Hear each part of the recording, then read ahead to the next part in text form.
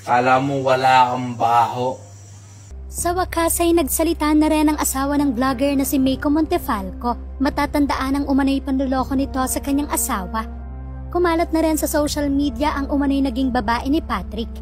Kaya naman matapos madamay ang pangalan ni Bea sa hiwalayan ng mag-asawa, nagsalita naman ito at nilinaw ang lahat ukol sa kanila ni Patrick.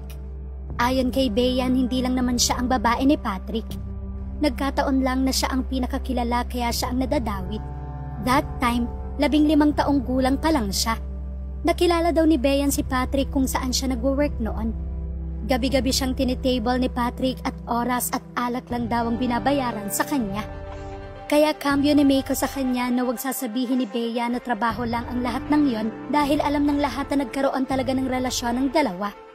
Sa live ni Patrick ay tila may mas malala daw na nangyari sa pagitan nilang dalawa ni Meiko. Dagdag ni Patrick, sasarilinin niya na lang daw lahat ng nalaman niya. Ang di matanggap ni Patrick ay napakaraming nakikisawsaw. Tinutukay ni Patrick ang kaibigan ni Meiko na si Mentor. Sa dami raw kasing kaibigan ni Meiko kaysa daw yakapin at i-comfort, mas pinili pa daw na konsintihin si Meiko. Malinaw na parang si Meiko pa ang may kasalanan, tugon ni Patrick. Mentor, try mo ako tirahin ulit. Tingnan mo. Mga pinopost mo, try mo sabihin sa akin ng harapan. Tila nagbanta pa si Patrick sa mga kaibigan ni Meiko na patuloy siyang kinukonsinte. Sa live ni Patrick, pinagmumura niya ang mga ito dahil sa panggagatas daw umano sa kanya. Akala mo malinis? Yan ang pinupunto ni Patrick ukol sa mga kaibigan ng misis. Walang direktang naging tugon si Patrick tungkol sa ginawa nito kay Meiko.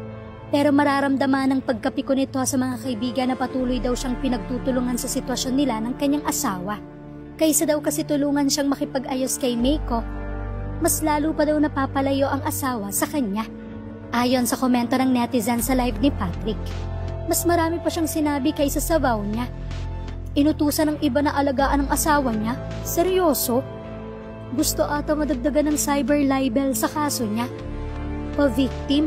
Alangan naman hindi magalit ang mga friends niya. BOBO.